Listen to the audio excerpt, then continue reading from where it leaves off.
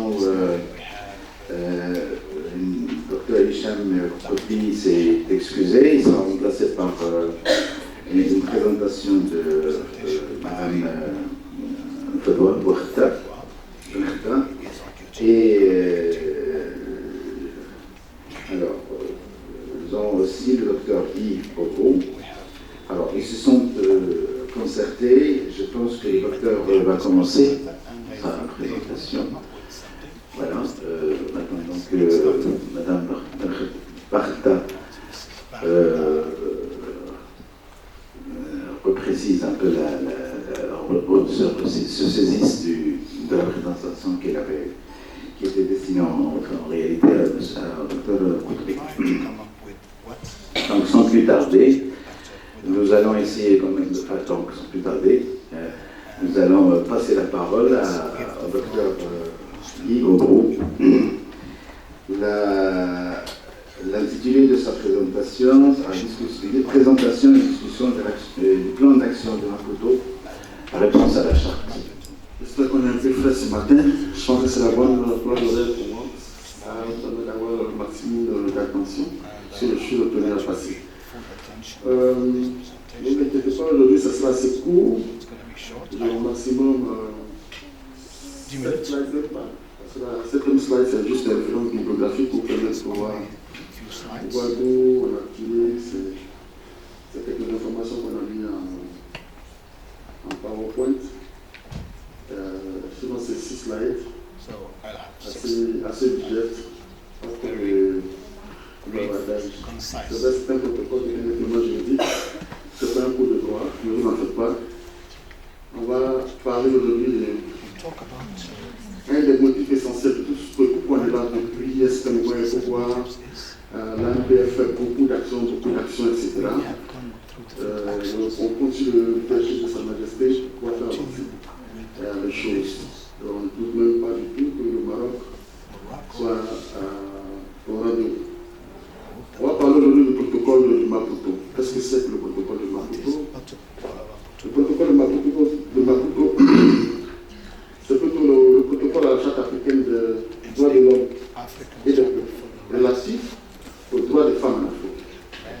C'est dans le protocole de Maputo vous trouvez tout ce qu'il y a comme indication de révision de tout ce qui est politique de santé, de la reproduction et des droits sexuels. Vous avez aussi à l'intérieur du protocole des indications sur l'éducation sexuelle complète. Alors, sans plus tarder, je vais un petit rappel historique. Tout a commencé par la reconnaissance que les femmes avaient des droits d'être assez bafoués en Afrique. Dans toute l'Afrique en général, c'est-à-dire à nos réalités culturelles, etc. Et de plus en plus, on a abouti à une série de réflexions régionales, dont la plus essentielle qu'on a en date est celle qui a été organisée par le WILTAF. Le WILTAF, c'est le Women Law and Development in Africa. C'était en mars 2015 à Lomé au Togo. Et cette réunion a abouti comme résultat essentiel à un appel très fort à l'élaboration d'un protocole spécifique sur les droits des femmes en Afrique. C'était déjà la première graine. Alors, chemin faisant, l'Union africaine s'est saisie de cet appel et a chargé sa commission spécialisée dans la question, c'est-à-dire la Commission africaine des droits de l'homme et des peuples, de produire un protocole dûment élaboré, etc. Et ceci s'est passé à la 31e session ordinaire qui s'est tenue en 1995 à Addis Abeba. Ceci a abouti à un draft de projet qui avait été présenté par un groupe d'experts composé par cette commission africaine, des représentants de l'ONG africaine et de l'Observatoire international. Et le document final, lui, a été adopté au sommet de l'Union africaine le 11 juillet 2003 à Maputo, qui est la capitale du Mozambique. Et le protocole même est rentré en vigueur en novembre 2007, juste après la ratification de quelques pays, qui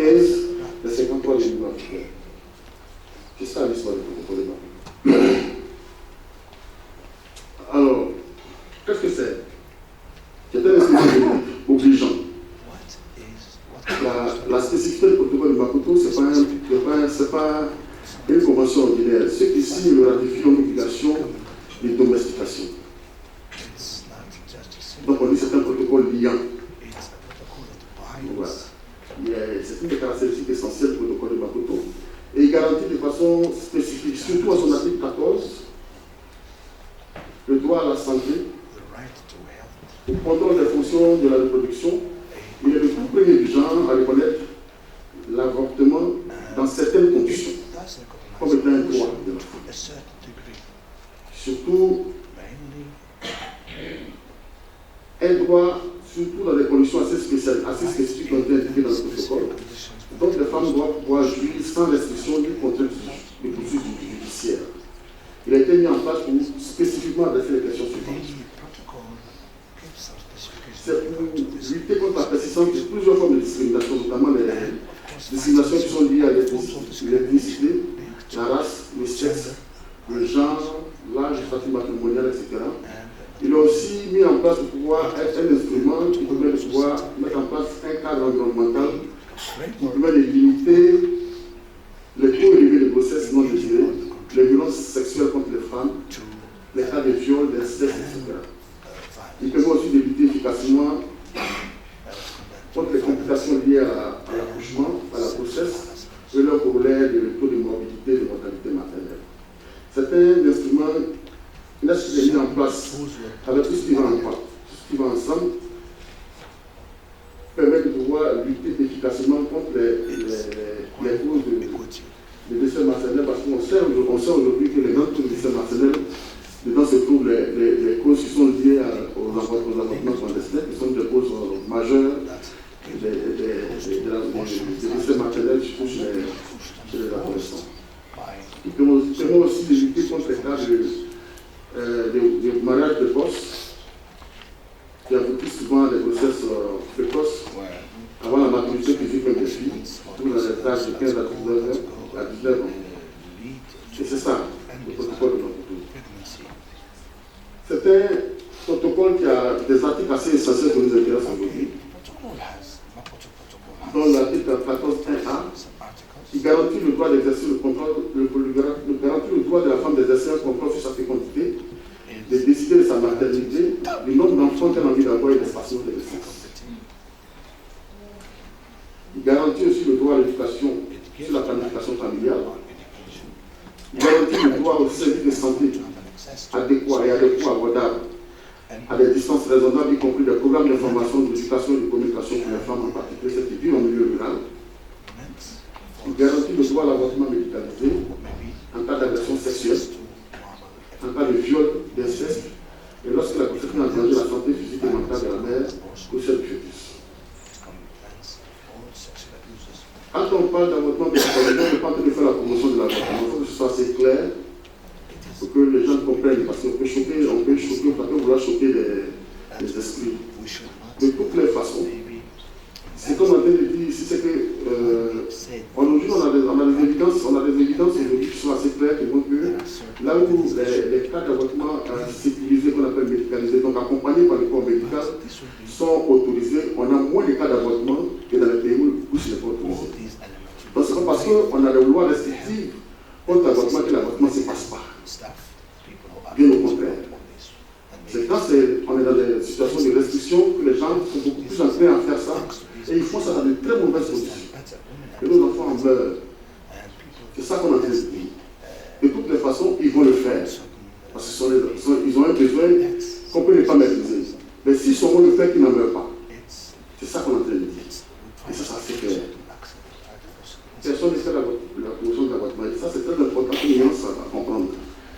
De toutes les façons, les jeunes filles, les adolescents s'y adonnent. Notre rôle en tant qu'État, en tant que parents, c'est de faire en sorte qu'on ne les perde pas. Et que l'État puisse nous mettre en place des systèmes qui permettent que ça se passe en très bonnes conditions. Si tel est leur besoin, mais il n'y a pas que ça, qu'on fait, il y a la contraception après le jour, etc. Mais l'État, où elle irait contracter une grossesse par accident, quel est le droit de décider de conserver la grossesse ou pas? Si on n'est pas d'accord avec ça, qu'est-ce qu'elle doit le faire, qu'elle n'en meurt pas. Alors, je vais vous présenter ici les mécanismes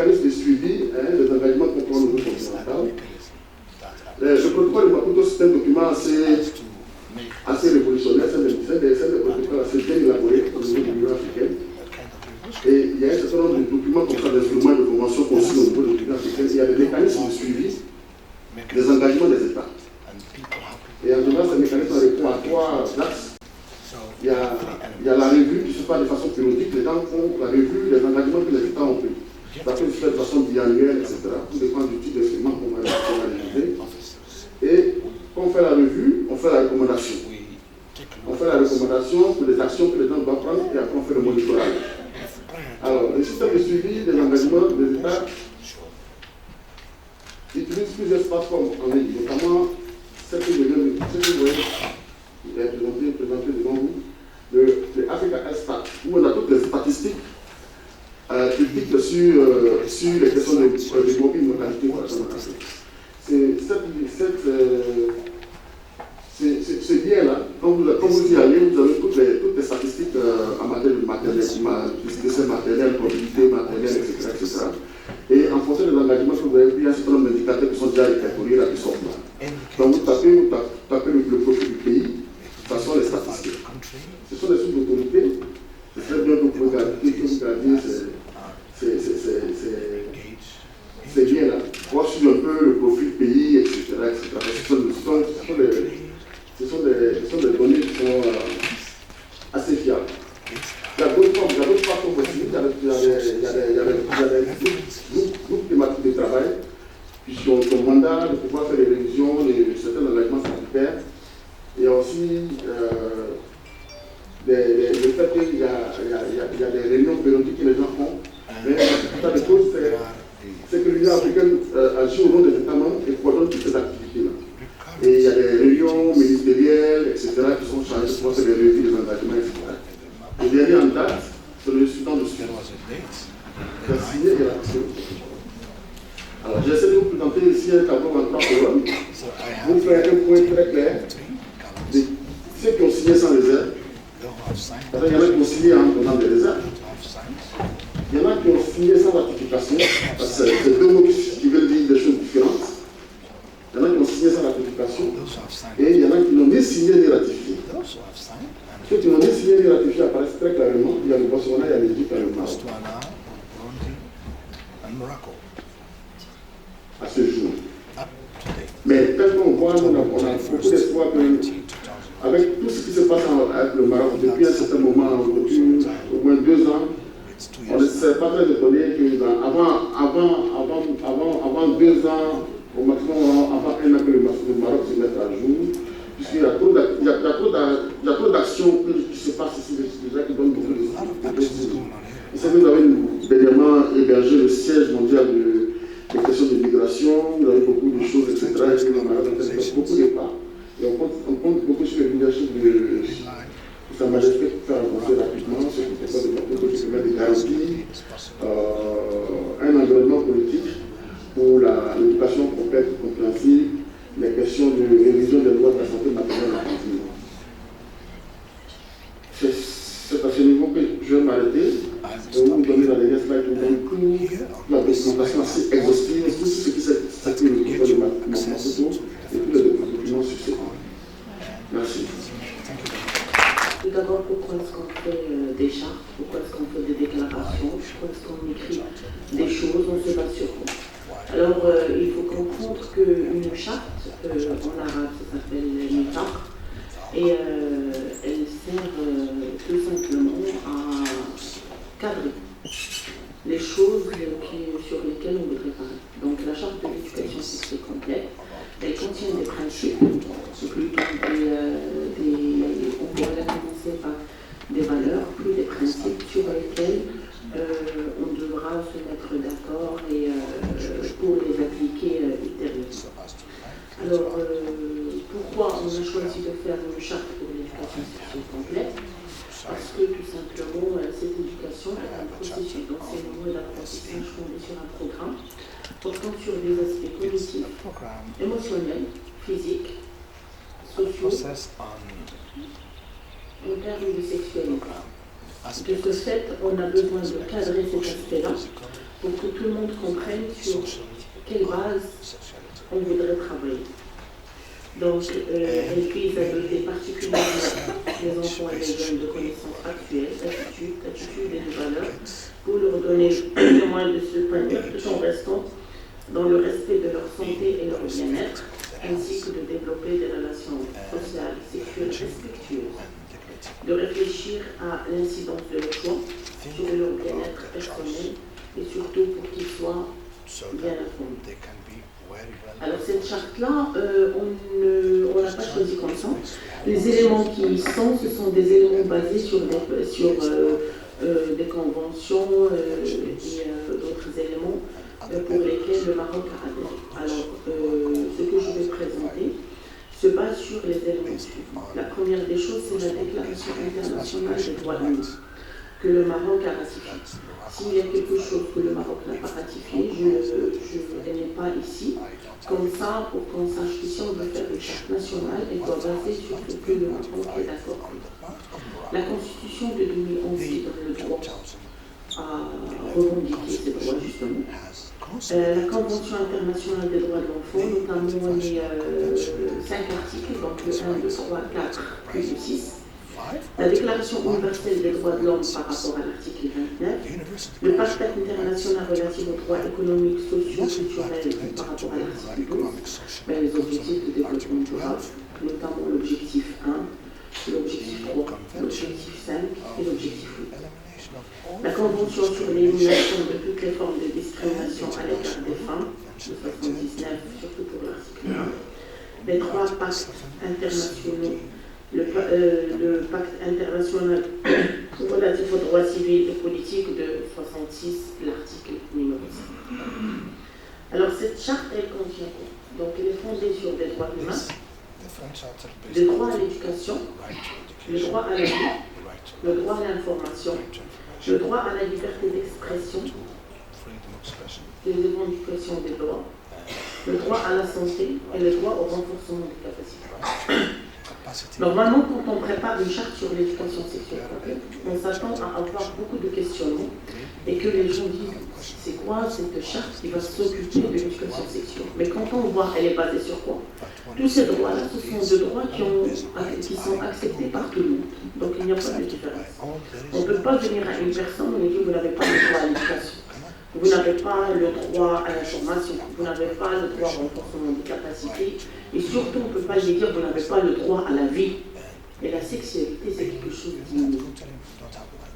Alors, le premier principe, c'est le droit à la santé sexuelle et reproductive en tant que droit de l'homme. Donc, la sexualité doit être vécue de manière différente selon les individus. Elle reste un droit humain reconnu d'abord par la religion et par les lois des différentes sociétés. Le droit à l'éducation sexuelle complète doit ainsi être reconnu comme un aspect positif et fondamental de la vie de tous les individus. Le droit à l'éducation, donc ça c'est un droit qui est revendiqué par les Nations Unies, qui est revendiqué pour les différents aspects, notamment celui de la charte, notamment celui dans les droits de l'homme et le droit de l'enfant. Donc là, il faut faire une différence entre le droit à l'éducation et le droit à l'information. Le droit à l'information permet d'avoir un choix informé, afin qu'on puisse bien choisir. L'éducation, c'est tout un concept pour lequel ça rentre depuis les éléments de base. Donc la formation, on l'a à tout âge, et l'éducation est la des bases principales qui doivent surgir depuis la petite enfance. Donc l'éducation sexuelle complète doit être particulièrement dispensée aux jeunes et en grande majorité des informations confuses et contradictoires sur les relations concernant la sexualité lorsqu'ils passent de l'enfance à l'âge adulte. Alors, nous avons le droit à la vie, la liberté, la sécurité de la personne et à l'intégrité corporelle. Puis nous avons le droit d'accéder à l'information. Nous avons le droit d'expression sur l'élaboration des lois. Donc ça revient à notre constitution de 2011. On a le droit de revendiquer des lois, on a le droit de proposer de nouvelles lois, des politiques, des programmes, services relatifs à la santé. Puis nous avons le droit au développement des capacités des adolescents sur le droit. Donc le droit de renforcer les capacités, c'est un principe pour lequel non seulement on s'intéresse, mais tout le monde, surtout les différentes ONG, ils plaident pour ce développement de capacités afin de permettre aux jeunes non seulement juste le choix informé, mais d'éviter toute pratique nuisible à leur santé. Alors, ça, ce sont des principes de cette charte qu'on voulait partager avec vous et qu'on voulait avoir votre avis pour voir qu'est-ce qu'on pourrait ajouter pour mieux les alimenter et qu'est-ce qu'on ne pouvait pas, en prenant en considération les protocoles qui ont été ratifiés par notre ordre. Je vous remercie. Je pense qu'on peut se permettre un moment pour débattre de tout cela, sans trop encombrer la mémoire résiduelle et la mémoire, on appelle ça, la mémoire active, la rameur. Voilà, j'ouvre le débat. Je prends une première liste. Là, normalement, on devrait avoir au moins 3 listes. Bien. Madame Jamei. Docteur Jamei. Professeur Jamei.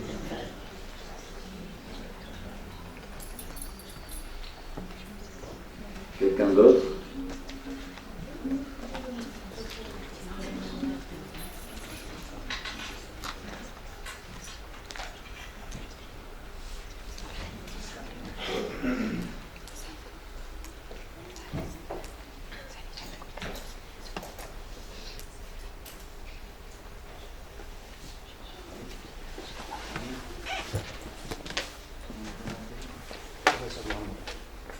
Professeur Norman. Je suis désolé, j'ai une très mauvaise connexion.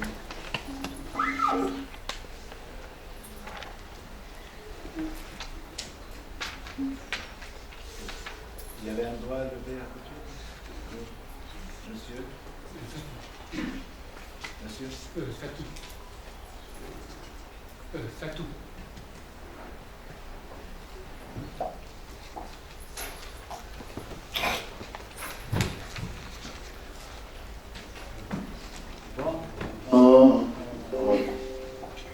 On donne la parole à des honorables personnes, puis on essaie de voir s'il y a une autre question. Yami. Après, d'accord.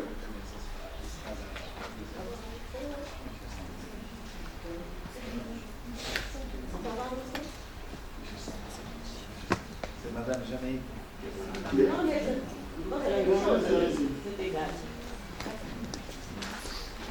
Bonjour tout le monde, j'espère que vous avez passé une bonne soirée, que vous avez encore de l'énergie pour cette matinée. Alors ma question, c'est pas vraiment une question, mais je sais que le plan d'action de Maputo tient à cœur au docteur Opo. Et la dernière fois, quand j'étais à Nairobi, on en a beaucoup discuté et je sais qu'il est quand même attristé par le fait que le Maroc n'ait pas ratifié le protocole. Et bon, moi je pensais que c'était pour une question d'avortement. Or, maintenant, ce que je vois, ce qui est demandé dans ce protocole, c'est exactement maintenant ce qui est autorisé actuellement par le Maroc. Donc, et puis une autre remarque, j'ai dit que le Maroc était marqué dans la colonne des gens qui ont signé et non ratifié, et dans la deuxième colonne, ni signé ni ratifié. Alors, qu'est-ce que ça signifie? Est-ce que vous pouvez me répondre? Alors, bon, vous avez promis, et qu'on allait vraiment, c'est-à-dire que vous nous avez fait promettre de faire un plaidoyer pour que le Maroc puisse ratifier ce plan d'action. Et j'espère qu'un jour, on va y arriver. Il n'y a pas de raison.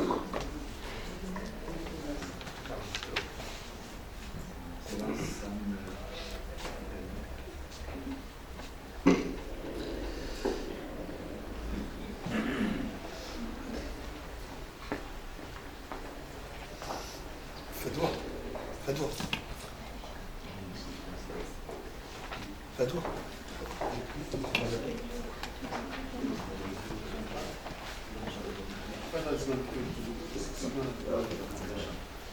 morning, ladies and gentlemen. It's not a question, but I'm just supplementing on what Dr. Key. Bonjour tout le monde, ce n'est pas vraiment une question, je suis en train de faire un petit complément sur l'intervention de mes collègues.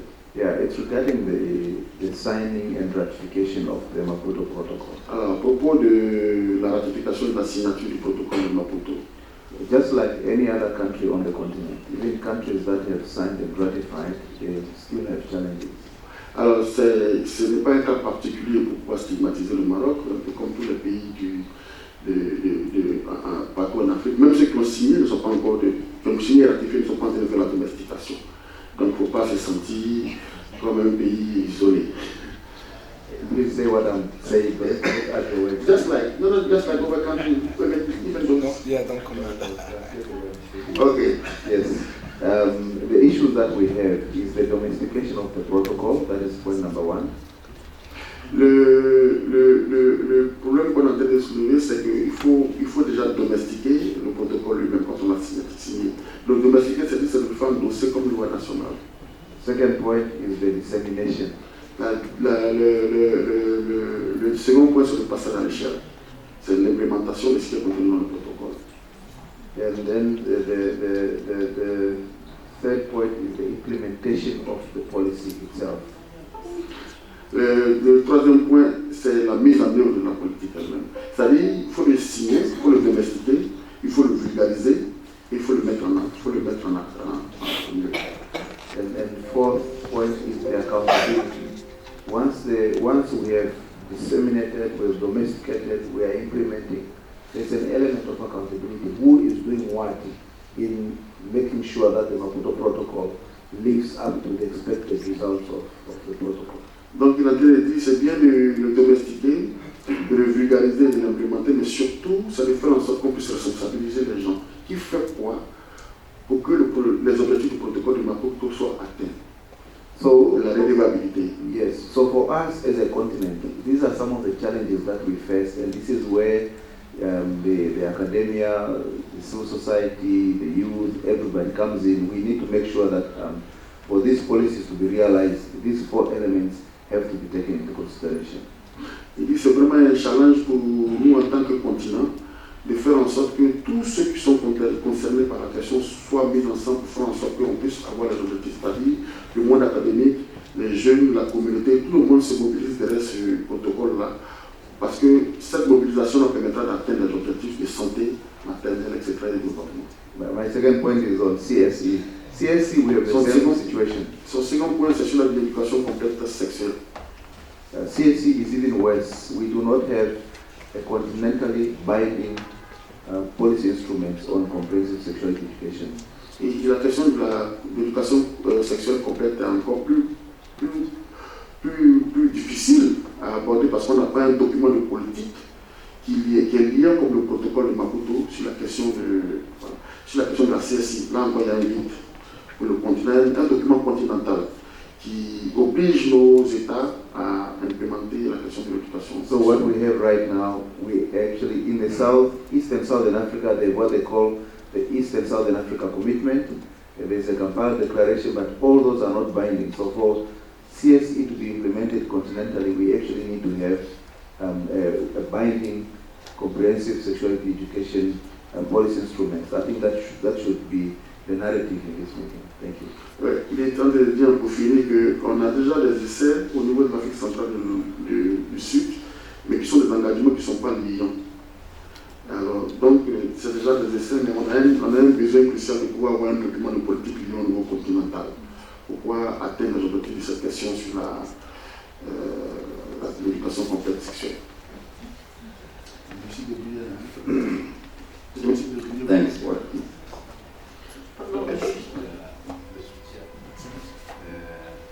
Si vous permettez, juste pour prendre les recommandations. On finit les... Avant d'oublier, les recommandations. Donc, deux recommandations pour les rapporteurs. Numéro 1, c'est de plaider pour la ratification du protocole de Maputo par le Maroc. Numéro 2, c'est d'œuvrer et de travailler étroitement avec l'Union africaine pour un protocole continental de l'éducation sexuelle complète pour nous tous, nos jeunes africains. C'est bon. Is that your point? Merci, monsieur. Oh.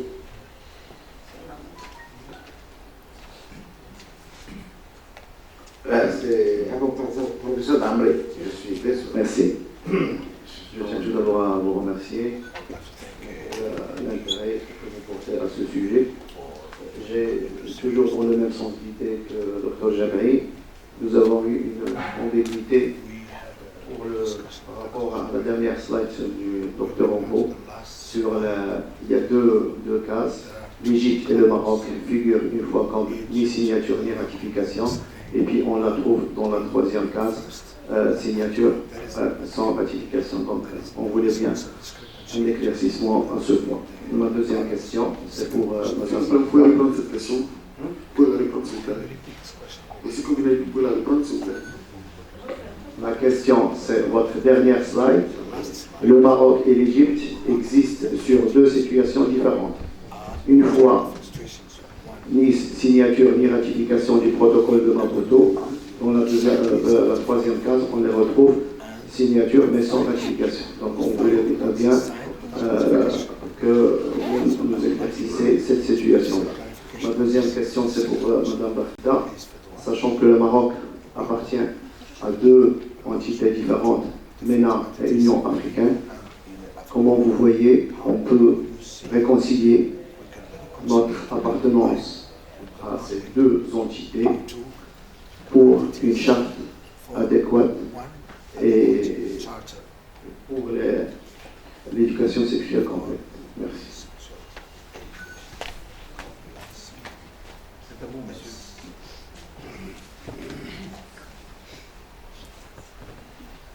Oui, c'était une proposition concernant la charte en somme de complément, la charte qui a été proposée par l'association marocaine. Concernant les droits de l'enfant, je ne sais pas si ce point va être traité, mais il y a un article intéressant dans la Convention sur les droits de l'enfant. Les États parties garantissent à l'enfant qui est capable de discernement le droit d'exprimer librement son opinion sur toute question intéressant des opinions de l'enfant attendument prises en considération eu égard à son âge et à son degré de maturité. Et puis il y a l'article 13, l'enfant a droit à la liberté d'expression. Ce droit comprend la liberté de rechercher, de recevoir et de répandre des informations et des idées de toute espèce, sans considération de frontières, sous une forme orale, écrite, imprimée ou artistique, ou par tout autre moyen du choix de l'enfant. Je pense que ça peut être intéressant sur une question qui le concerne directement, de pouvoir associer. Et c'est vrai que parmi les revendications que font la jeunesse au Maroc, c'est le fait de pouvoir être entendu et associé aux décisions publiques. Merci beaucoup. Donc, à vous la parole. Merci. Merci pour ces contributions et ces questions. Madame la Présidente, la Présidente déléguée de l'ANPF a fait une contribution, c'est pas vraiment une question sur la situation du Maroc qui n'a ni ratifié ni signé.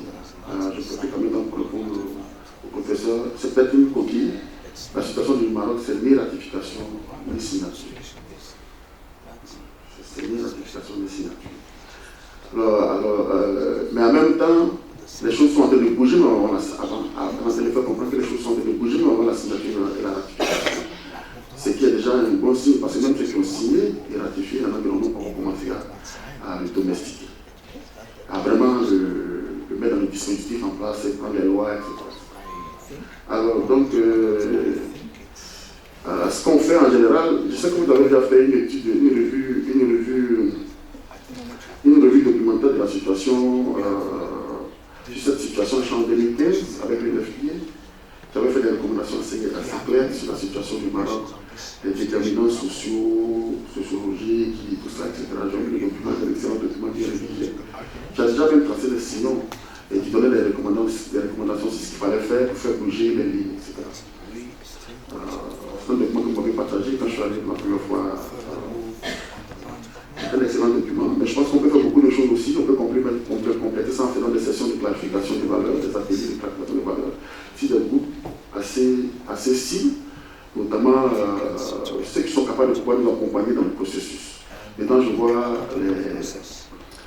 les entités constituées telles que les groupes religieux, les traditionnels, etc., qui sont de grands porte-parole, de grands relais, qui, une fois ils sont clarifiés, ils sont assez informés sur les déterminants de la question, peuvent aider à faire propager le message. Il y a aussi des activités de sensibilisation de haut niveau qui peuvent se faire avec, par exemple, les parlementaires, parce que je sais que ce processus-là, il est à l'état dormant au niveau du Parlement. Donc, il y a peut-être, faut réchauffer. Je pense que le Maroc a presque très avancé sur la question. Il faut juste réchauffer ce qui déjà existe. Donc, je pense que le moment est presque arrivé pour ça, parce que quand je sens le momentum dans cet amphithéâtre, ça donne beaucoup d'espoir que les choses ont juste besoin d'être réchauffées pour qu'on passe à l'effectivité des choses.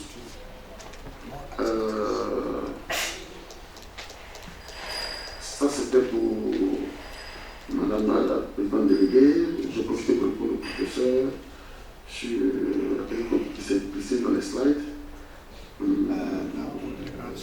La question de la ville qui est appartenance du Maroc, bon, je pense que Fado va s'adresser à la question. Rappelez-moi si j'ai oublié une question, mais je pense que c'est l'essentiel des questions qui ont été posées.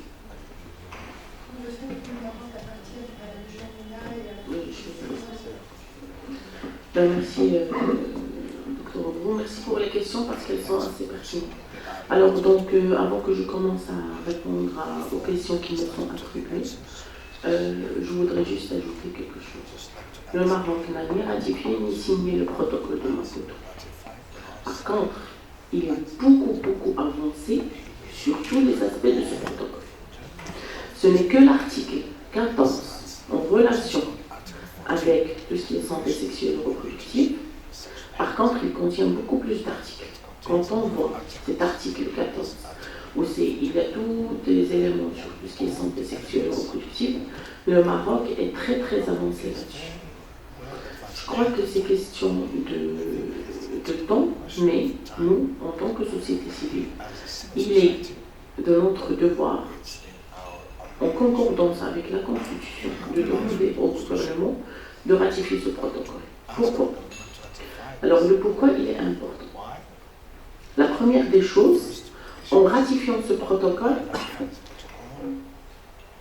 le Maroc jouera un rôle important d'incubateur des autres pays qui ont, même s'ils ont ratifié et signé, n'ont pas pu encore avancer. Ça, c'est le numéro 1.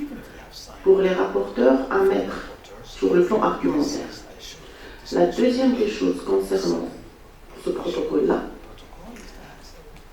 c'est un protocole qu'il faut renforcer parce qu'il élimine toute forme de discrimination entre l'Afrique de l'Est, l'Afrique de l'Ouest, l'Afrique du Nord.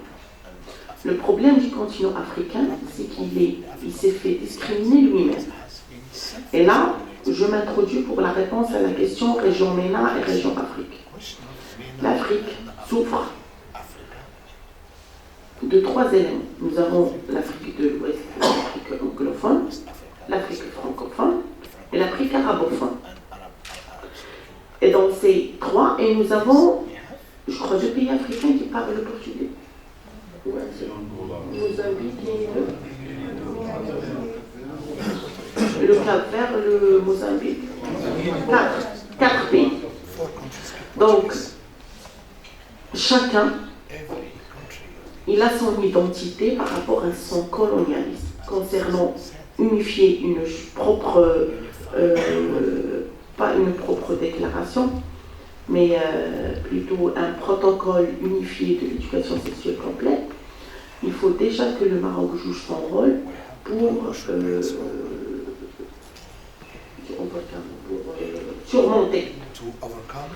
pour surmonter les difficultés qui existent en Europe. Et s'unifier par rapport à un protocole, c'est la meilleure façon de le faire. Alors, concernant l'Union africaine et la région MENA, chaque chose a sa spécificité. Pour la région MENA, il y a la langue qui unifie, contrairement à l'Union africaine. Pour la région MENA, il n'y a pas beaucoup de pays, contrairement à l'Union africaine. L'Union africaine, je crois qu'elle contient plus de 70 pays.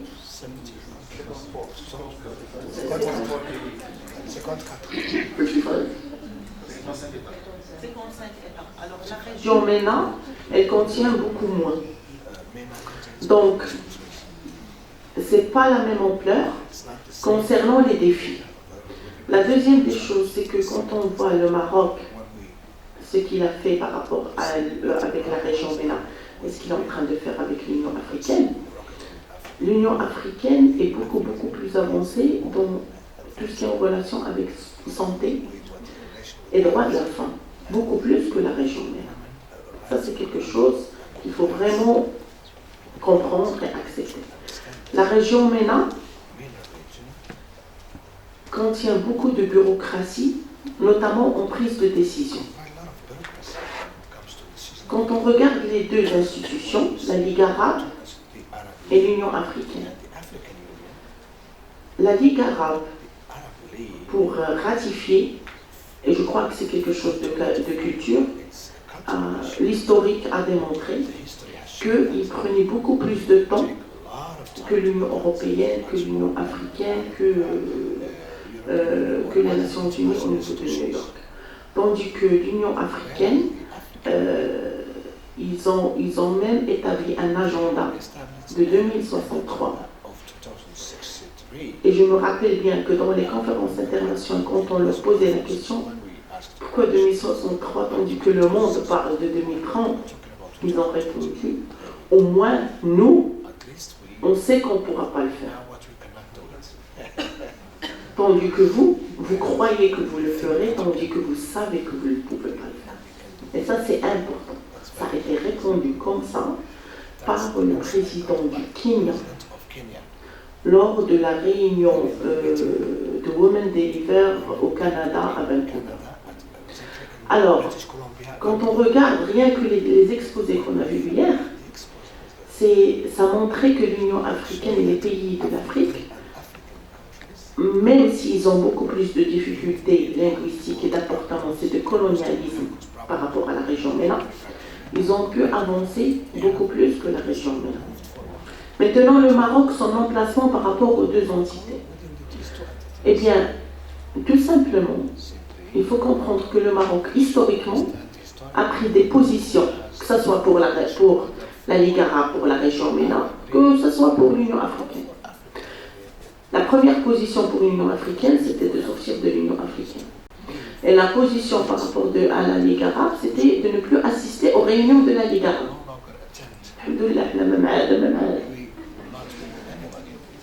Donc, qu'est-ce qui arrive maintenant? Sur le plan stratégique, le Maroc est plus intéressé à l'Union africaine pour des raisons économiques, sociales, culturelles et politiques.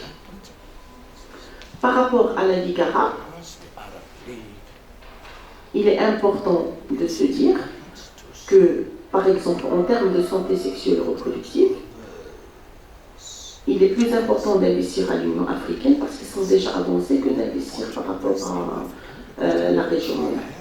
Maintenant, notre appartenance à la région MENA, c'est une appartenance plus en termes de religion et en termes culturels. Notre appartenance à l'Union africaine, c'est une appartenance d'identité qui vient d'être revendiquée, notamment après les rapports où il était signalé par rapport aux pays de l'Afrique du Nord que ces pays-là, leur identité était que plus de 80%, surtout le Maroc, l'Algérie et la Tunisie, Et après, il y avait la Libye et l'Égypte. Étaient amazigh et non arabes. Alors, le débat au niveau de la société civile, dans ce mouvement-là, de toute la région du Nord-Afrique, a été fait. Qui sommes-nous au début? Et si on regarde le Maroc, on a, on a beaucoup de Amaziens. Puis on a des personnes qui parlent arabe, ce sont des Mauresques. Puis nous avons des personnes qui sont venues de la péninsule au niveau de Jazira al-Arabiya. Et ce sont eux qui sont plutôt d'origine arabe. Alors dans cette identité, le Maroc, pour se positionner, maintenant, si on veut faire un petit micro-trottoir, on se retrouve que la plupart des Marocains sont plus avec l'Union africaine qu'avec la région. Mais moi, comme je viens de l'exposer, c'est une décision politique. Et la décision politique, elle est le plus souveraine. Mais l'Union africaine, avec son potentiel, est beaucoup plus riche, ça c'est un avis personnel, que la région MENA. Alors, la deuxième question concernant les droits de l'enfant. Oui, vous avez raison pour l'article 13. Et il y a le plus important, c'est l'article 34. L'article 34 concernant la Convention internationale des droits de l'enfant, tout simplement il stipule que les États, ça c'est important, les États partis s'engagent à protéger l'enfant contre toutes les formes d'exploitation sexuelle et de violence sexuelle. À Genève, chaque fois que le Maroc présente son rapport universel parallèle, la première des choses qu'on regarde, les rapports, c'est quel genre d'abus sexuel envers l'enfant qui n'a pas été protégé par l'État. Des associations de d'autres horizons proclament que dans le cadre de la Convention internationale des droits de l'enfant qui est ratifiée par le Maroc, l'État n'a pas encore pu mettre un mécanisme de protection contre l'abus sexuel de ses enfants. D'où la nécessité d'introduire l'éducation sexuelle complète. Parce qu'en l'introduisant, et surtout si on opte pour une recommandation d'une charte du continent africain, c'est un premier pas, non seulement pour protéger les enfants, mais pour les initier à s'auto-protéger et initier leurs parents à les protéger. Et ça aide le Maroc dans le ranking, la classification. Dans la classification concernant les différentes formes de violence. Aussi, on a la Déclaration universelle des droits de l'homme, notamment l'article 29, qui stipule que l'individu a des devoirs envers la communauté dans laquelle seul le libre et plein développement de sa personnalité est possible. Ça veut tout dire. Alors, l'article 34 de la Convention internationale des droits de l'enfant responsabilise l'État. Et l'article 29 de la Déclaration universelle des droits de l'homme responsabilise l'individu par rapport à sa communauté. En prenant les deux articles, on pourrait dire que l'éducation sexuelle complète, elle vient pour promouvoir cette protection de l'enfant, cette protection de jeunes, cette protection de la femme et des plus vulnérables. On est dans l'État et en renforçant l'individu. Voilà, si je me suis permis.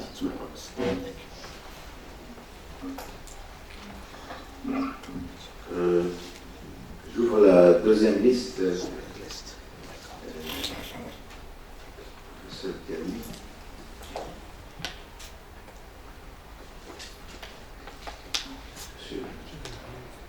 Pardon? J'avais oublié un point, si c'est possible.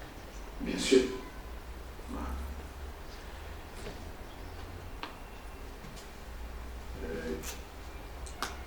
troisième loi.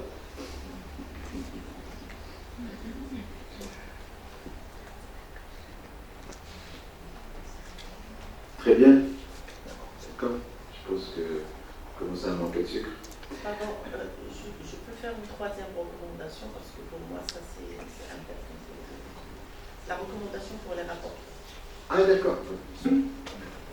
Alors voilà, donc la troisième recommandation pour les rapporteurs, c'est que le Maroc, même s'il n'a pas ratifié ni signé le protocole de Maputo, pourra jouer le rôle d'incubateur pour les pays l'ayant signé et l'ayant ratifié.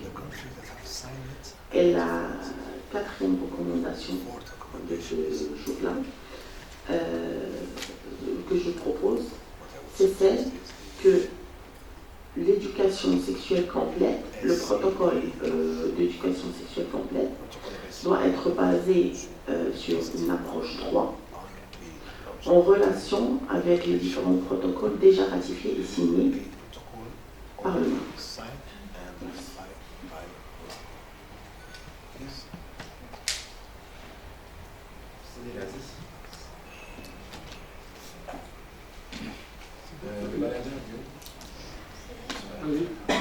Oui, là j'avais une question parce que vous avez parlé de la région africaine et des pays du Ménage. Il y a aussi le Maroc est membre de l'Organisation de coopération islamique, enfin des pays islamiques. Et j'avais lu un article dans la presse, mais je voulais savoir ce qu'il fallait en penser. Il y a eu un pacte des droits de l'enfant dans l'islam qui avait été signé en 2005 à Sanaa, et le gouvernement marocain a déposé un projet de loi de ratification de ce texte en avril peut-être. Et il y a un article 12 qui parle de l'éducation sexuelle, mais qui fait polémique, puisque, je reprends le texte, tout enfant produit à puberté a le droit d'accéder à une éducation sexuelle saine, donc il y a le terme saine, lui permettant de distinguer de licite de l'illicite selon naturellement la vision de l'islam. Et je voulais savoir quelle était l'actualité effectivement de ce texte, et est-ce qu'il va être ratifié, voilà, et quelle est un peu de la position de la société civile par rapport à cette formulation qui peut prêter à débat. Merci, monsieur.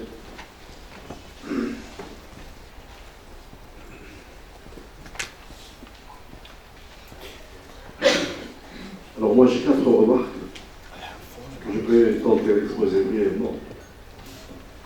La première, sous forme de question, je dis bon, le protocole de Maputo a été présenté pour être signé et ratifié aux États africains, et il focalise surtout sur la non-discrimination à l'égard des filles et des femmes, vers une sorte d'égalité de genre.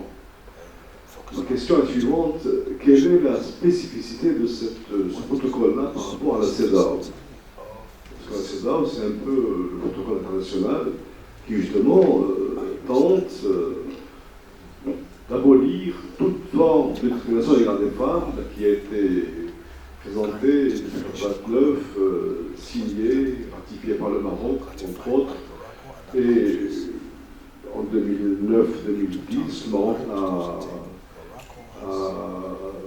annulé toutes ces réserves à l'égard de tous les articles de la CEDAW.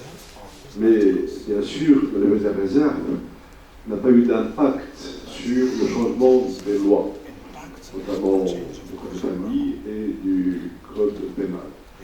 Donc je me demande, bien sûr, comme l'a signalé Madame Berda, le protocole donne aussi une importance aux droits sexuels et reproductifs de la jeune fille. Un petit peu le point faible de la CEDAW, ce n'était pas vraiment son objectif direct. Et c'est pas pour cela que ça a été signé par le Maroc, c'est pas pour ça. Mais disons que, bon, ma question c'est que qu'est-ce que ce protocole-là ajoute à la CEDAW? Donc, première question. Deuxième question, on parle d'un protocole africain, élaborer un protocole africain des droits sexuels et reproductifs. c'est là le point à rappeler. Bien sûr, l'intention est louable, louable et à encourager.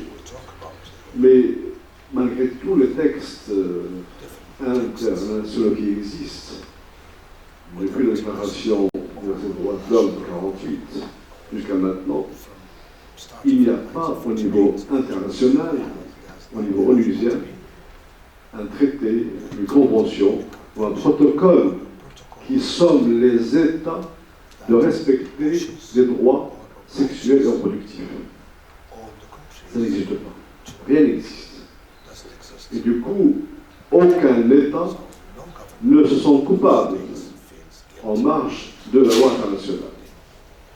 Rien, juridiquement, au niveau légal, international, rien n'oblige un État quelconque de respecter les droits sexuels et reproductifs. Chaque État est souverain.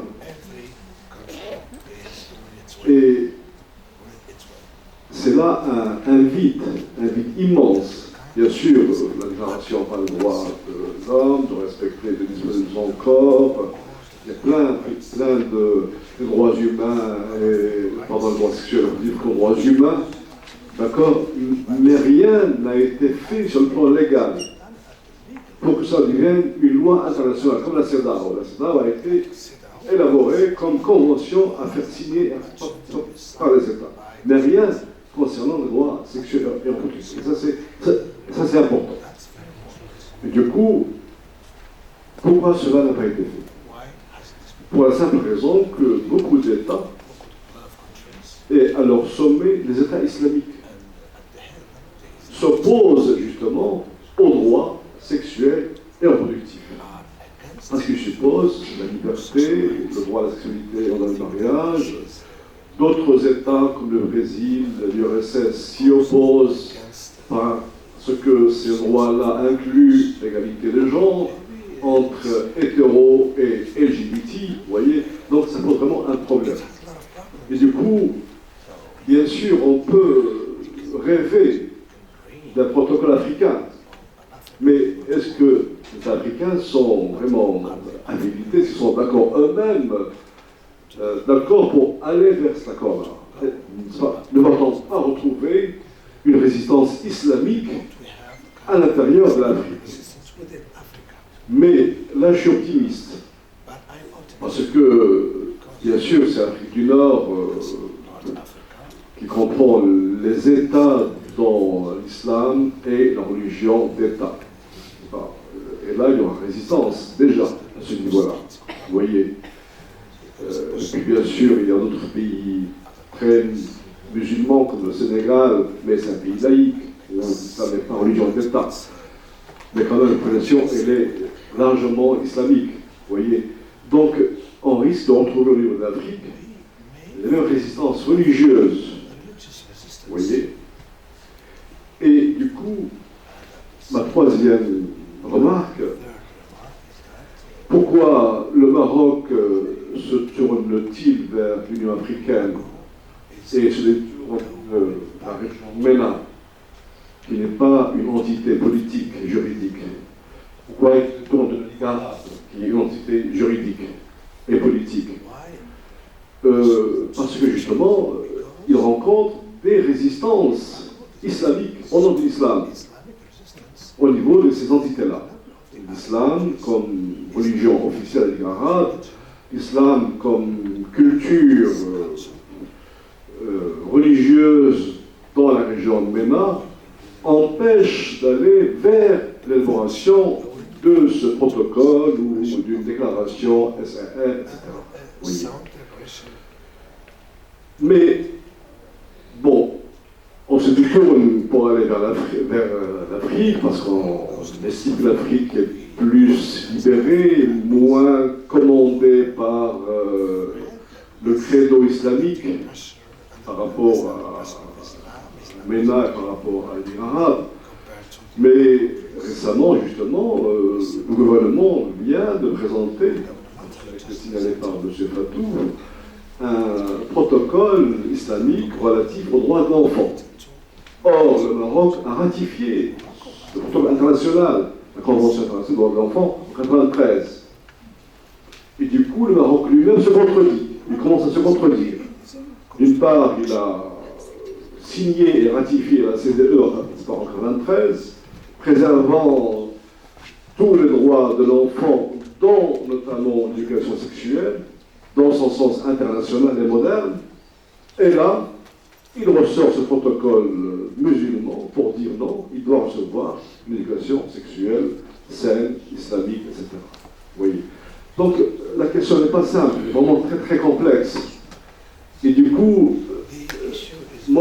c'est pour ça que même en Europe, il n'y a pas, à ma connaissance, une convention ou un traité ou un protocole européen de droits sexuels et reproductifs.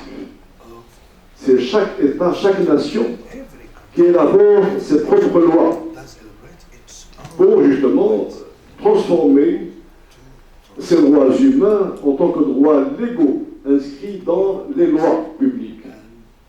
Quant aux USA, n'en parlons pas. Chaque État a sa liberté juridique et légale. Au niveau fédéral, bien sûr, c'est la liberté, d'accord, mais chaque État en particulier est libre, il est souverain d'accepter, par exemple, l'avortement ou de le refuser, entre autres. Oui. Si rien ne l'interdit, si rien ne l'autorise au niveau fédéral, au niveau des États eux-mêmes, l'État est libre. Donc c'est une question qui est très épineuse.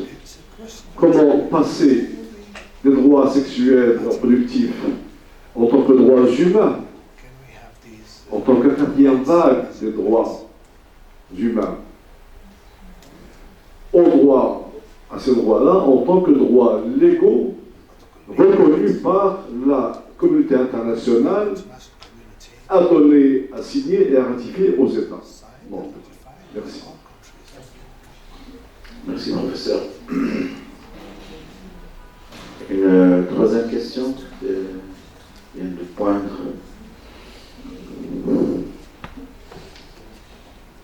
Merci, Monsieur le Président. En fait, ce n'est pas une question, beaucoup plus, c'est une remarque. Donc, à ma connaissance, la résistance au protocole Maputo était beaucoup plus une résistance catholique, beaucoup plus que islamique. C'est-à-dire que les pays d'Afrique où il y a une prédominance religieuse catholique, c'est là où vraiment il y a eu une résistance, surtout pour l'article 14, à ma connaissance. Et puis, ma deuxième remarque, c'est par rapport au Maroc. Le Maroc n'a ni ratifié ni signé, mais il n'avait pas émis de réserve. C'est-à-dire que c'est un pays potentiellement adhérent dans ce processus. J'avais juste ces deux remarques. Merci. Donc, avant une petite pause, je redonne la parole aux orateurs pour qu'ils apportent les compléments d'information qui ont été demandés. Merci. Je veux intervenir si les petits mécanismes de contrôle au niveau global, puis laisser la place à Fador pour répondre sur les interventions très enrichissantes du professeur. Mais je veux dire, il a raison, au niveau international, on n'a peut-être pas le mécanisme liant qui oblige nos États à mettre en œuvre, à diagnostiquer ce qui concerne au niveau international. Il y a des processus, il y a des outils, des mécanismes qui permettent de les mettre devant des situations chaque année, ou chaque 5 ans, ou chaque 2 ans, ou chaque 5 ans, devant des situations où ils sont critiqués par leur père. Je ne sais pas si vous avez entendu parler de la revue universelle périodique. La revue universelle périodique, l'UPR, c'est assez essentiel parce que le Maroc vient de finir son UPR l'année passée avec des recommandations assez claires sur la santé sexuelle et reproductive. Ce sont des sessions qui se passent à Genève où il y a des rapports pays où tout le monde participe, ce sont des rapports. Et puis il y a un shadow report qui est fait par la société civile. Les deux sont présentés à des sessions assez différentes et ça permet à chaque pays de se trouver devant son bureau. Et ça, c'est des petits outils qui peuvent nous aider à faire avancer les choses, par exemple. Mais comme vous dites, personne ne vient à la chicote pour pouvoir dire à un État pourquoi tu n'as pas fait ça. Voilà, un État, ça reste un État. Mais je dis, c'est toujours bon en tant que société civile de ne pas oublier les choses. C'est nous qui savons ce dont nous avons besoin. C'est nous qui pouvons aider nos États à mieux nous gouverner selon ce que nous les sentons. Donc je dis, mais elles ne sont pas quadrées, on peut faire avancer les choses. On a tellement de possibilités, il faut juste savoir qu'on a des droits qui nous sont reconnus, à nous de les utiliser pour éclairer la lanterne de nos gouvernements. Je m'arrête. Merci. Donc, concernant le projet de loi 58-19 pour le pacte des droits de l'enfant au niveau de l'islam, il faut qu'on revienne à l'histoire. Il y a l'Observatoire pour l'enfance. Il a été créé, pourquoi cet observatoire? Il a été créé le lendemain que le Maroc a ratifié la Convention de l'enfant, afin que cet observatoire puisse faire le suivi de ces conventions internationales sur le terrain. Quand on a repris cette loi de 58-19, premièrement, là, on voit où il y a les défaillances. Je vais parler des défaillances, puis je vais donner l'avis. On n'a pas pris le Maroc, quand il a signé le pacte des droits de l'islam, de l'enfant au niveau de l'islam, il n'a pas pris avis avec cet observatoire, numéro 1. La deuxième des choses, ce pacte-là, il a été signé dans un cadre purement politique. Et non pas de droit. La troisième des choses, si on revient à la Constitution de 2011, elle stipule que les pactes internationaux sont souverains, mais que le pacte des droits de l'enfant dans l'islam, il est régional, il n'est pas international. Enfin, dans tout ce qui a été fait par le Maroc, pourquoi on a ressorti ce pacte de l'enfant au niveau de l'islam pour qu'il surgisse? Pour deux raisons. La première, parce qu'il y avait un projet derrière. Et la troisième, parce que le Maroc, justement dans cette revue universelle parallèle des droits de l'homme, le rapport qui a été émis par la société marocaine à Genève en 2017, il a revendiqué que l'État marocain ne protégeait pas ses enfants de l'abus sexuel et qu'elle laissait beaucoup de temps au tabou. Et comme solution, soi-disant, ça reste à discuter, l'exécutif, donc le gouvernement, il a décidé de faire un projet là-dessus. Et pour des régions plus politiques que religieuses, que ce soit sous le parapluie de la religion, afin de répondre dans la prochaine revue universelle que j'ai fait pour ce que j'ai pu pour protéger les enfants. Parce que le Maroc ne faisait rien. Il ratifiait, il mettait des lois, il faisait des lois, mais qui n'arrivaient pas. Donc, selon ce que je viens de dire, le pacte des droits de l'enfant ou la loi 58-19 concernant l'islam, elle vient en tant que méthodologie et non pas en tant que finalité en elle-même. Qu'est-ce qui se passe à New York? Et ça, je reviens à la question d'Issidiani. Toutes les réunions où j'y étais concernant la CSW, concernant la CIPD, il y avait le continent arabe, pas le continent, mais les pays arabes qui étaient contre. Et il y avait l'Église qui était contre. Et l'Église, elle avait beaucoup plus de puissance que les pays arabes. Le Vatican. Je me rappelle, on était dans une conférence sur l'éducation sexuelle complète et on avait plein de prêtres, plein de sœurs dans toute la rue à New York qui disaient c'est pas à vous et vous n'avez pas le droit d'entrer dans une relation entre parents et enfants. tandis qu'on ne voulait pas le faire. Et qui était sorti, bon, je me rappelle, j'avais une intervention sur l'avortement, et j'avais tout le monde, rien que des catholiques sur le banc. Il fallait que que je change mon discours pour parler de ce qu'a fait l'Église en termes d'avortement, pour éviter justement ce qu'on a parlé hier jour. Et contrecarrer un peu l'opposition pour pouvoir commencer le discours. Donc en fait, ce qu'il faut comprendre dans l'État marocain ou dans n'importe quel pays, c'est qu'il y a des raisons politiques, mais il y a puisqu'on est dans une institution académique, il y a des méthodologies et des approches derrière. Même si les pays arabes auraient dit oui, on est très ouvert, dans toutes les conventions internationales, il y a un article 11.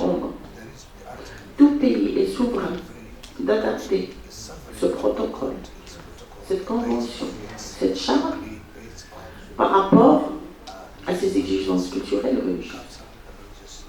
Donc, moi je me dis les pays arabes, ils le disent clairement. Mais les autres, oui, on a ratifié, mais enfin, dans toutes les conventions, il n'y a pas de convention qui sort de New York où ce n'est pas écrit en nom.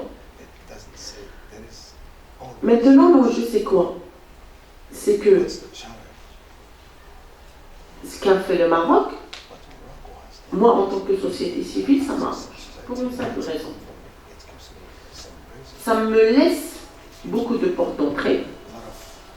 Ça me laisse le droit d'analyser et de réfléchir et d'avoir plus d'arguments pour convaincre. Je n'ai pas le droit de dire est-ce que ce qui a été fait est bien ou mauvais parce que je ne connais pas l'ampleur politique derrière. Par contre, je pourrais dire que si je regarde la Constitution de 2011 et je me dis les conventions internationales sont souveraines, qu'il fasse ce qu'il veut à côté. Sachant que cette même convention, que ce soit la CIDA, que ce soit la CIPD, et ainsi de suite, il y a... Alors, pour revenir à tout ce qui est santé sexuelle et reproductive, c'est la Conférence internationale de population et développement 75 qui n'a jamais adopté le mot sexuel. C'est toujours la santé reproductive. Alors, le plus important, c'est que la semaine prochaine, il y a le rapport de Beijing plus 25 du Maroc qui a été lancé hier par le HCP. Il y a la délégation officielle qui va se rendre à Nairobi la semaine prochaine. Et la thématique discutée lors de Nairobi, c'est d'ajouter le mot sexuel au mot reproductif. Ce sont les recommandations que tous les États sont en train de préparer. Il y a une grande résistance. Et la résistance est venue que même on avait demandé au gouvernement kenyan et à l'UNFPA d'annuler la conférence internationale. Il y avait eu beaucoup de pression pour ça. Parce que pour ne pas ajouter le mot sexuel à reproductif, sachant que j'aimerais bien comprendre, on n'est pas hybride. Comment faire une reproduction sans sexualité?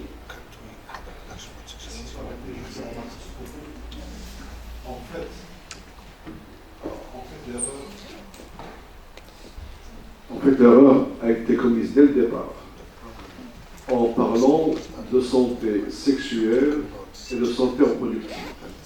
Et c'est ça l'erreur. Parce que ceux qui ont été corrects, c'est de dire qu'il y a une sexualité érotique et une sexualité reproductive.